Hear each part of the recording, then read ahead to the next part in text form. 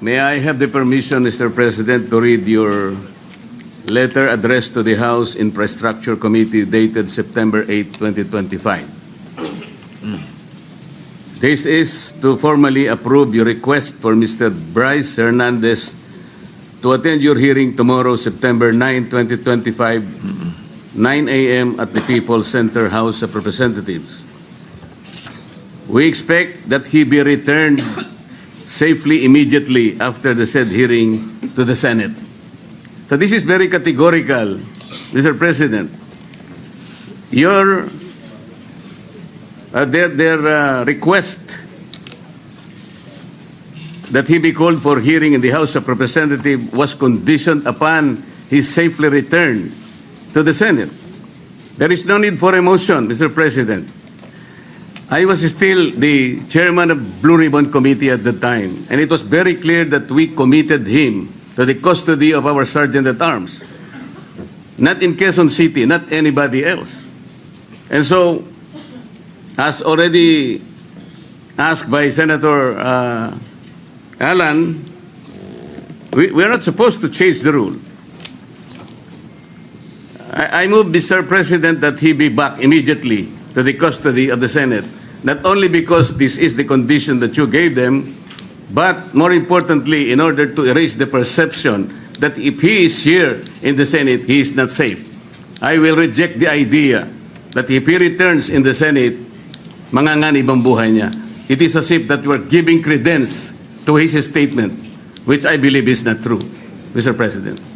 Mr. President. Majority Leader. Yes, Mr. President, with due respect to our colleague, Senator Marcoleta, there was an intervention. Actually, he was supposed to come back to the Senate, but the Speaker of the House had intervened and asked if he can be kept in the House, which you did not agree.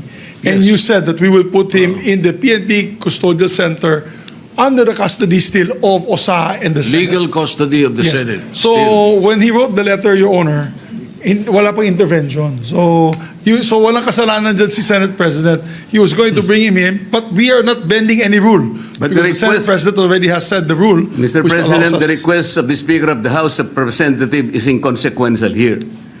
Legal or otherwise, the custody must be here. They are only asking us to lend him to their committee. The legal custody is still acquired by the Senate.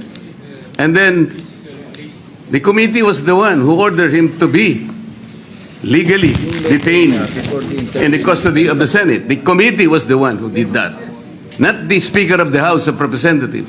He could request that, but we are sorry to deny that because the legal custody, Mr. President, yeah. legal or physical, is still with the Senate. Mr. President, I think the points raised by Senator Marcoleta are valid.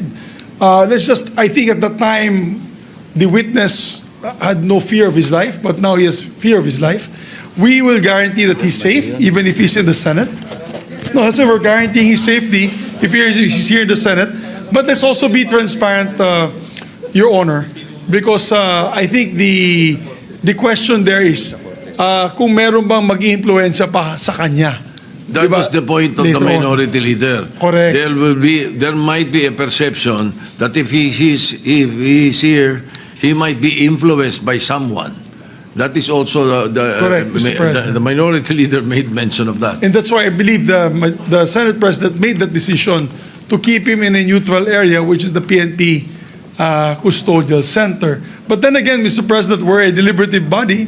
If the body would wish him back here to the Senate, then we can discuss it further. Mr. President, just a quick intervention. Go ahead, Senator Lacson. I would like to echo the earlier manifestation of the majority leader. Yung letter po ng ating Senate President was valid before the intervening event occurred. So we cannot invoke the letter of the Senate President kasi wala pa yung intervening event na mayroong request from the Speaker of the House. And the Senate President, using his own wisdom, granted the request, but we have not given the legal custody of Brice Hernandez to the House. We still maintain or retain the legal custody over his person. And as I mentioned earlier, kung kailangan siya ng House, they will have to seek permission from the Senate President. Again, yes, they are not in Thank you, Mr. custody. President. Yes, Mr. Senator De La Rosa, President. yes, go ahead. Thank you, Mr. President. Mr. President, You know, Let Senator De La Rosa speak first. Go ahead. we have a very sad experience, Mr. President. Because if the reason why the Speaker requested for Brice Hernandez to be detained not in the Senate, because for fear of being influenced by anybody or any member of the Senate, alam mo, Mr. President, Colonel Grijaldo, nag-testify dito sa ating committee about the wrongdoings of the members of the Quadcom. Nagsumbong siya dito, Mr. President. And after he read his statement, sabi niya sa amin, Sir, can I be protected by the Senate? Dahil alam kong pinag-initan ako ngayon ng House. So, I share the information to the committee and even to the leadership of the Senate. But the following day, or the days after, he was required to appear before the Quadcom, and he was cited in contempt. Nang siya ay na-contempt, kinulong siya doon. At nang kinulong siya doon, look what happened. Binubombard siya doon, pinupuntahan siya doon at sinasabihan na huwag yung gusto namin na mangyari, gawin mo na para makalabas ka na dito sa kulungan. Hindi nag-give in si Colonel Grijaldo. Kinulong siya hanggang natapos ang 19th Congress. So, Mr. President, sila ay takot sa kanilang ginagawa mismo. Hindi po yan gagawa ng Senado na mag-impluensya ng resource person. Never pa nangyari yan na mayroong pumunta doon sa baba, tinakot yung nakakulong, cited in contempt na resource person. Gawain nila yan sa House of Representatives. Ginawa nila kay Colonel Grijaldo. Kaya huwag tayong basta-basta bumigay sa kanila dahil we should be independent from them, Mr. President. Hindi natin sila dapat sundin kung anong kagustuhan nila. We have to stand on our own. Thank you, Mr. President.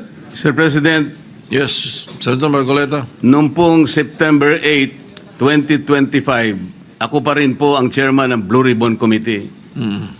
Ang Blue Ribbon Committee po ang nag-approve ng legal and physical custody nung ma-cite in contempt si Brice Hernandez. Nung makiusap po ang Speaker ng House of Representatives sa inyo, di po ba dapat nakonsulta naman ang chairman ng Blue Ribbon Committee? Dahil kami po, ginawa namin yon through the collective wisdom of the committee. Hindi po namin gawa-gawa yon. Kaya lang namin siya sinite in contempt sapagkat halos ipamukha na namin sa kanya ang mga datos. Ibinigay ko na sa kanya ang lahat ng ipinanalo at ipinatalo niya sa kasino.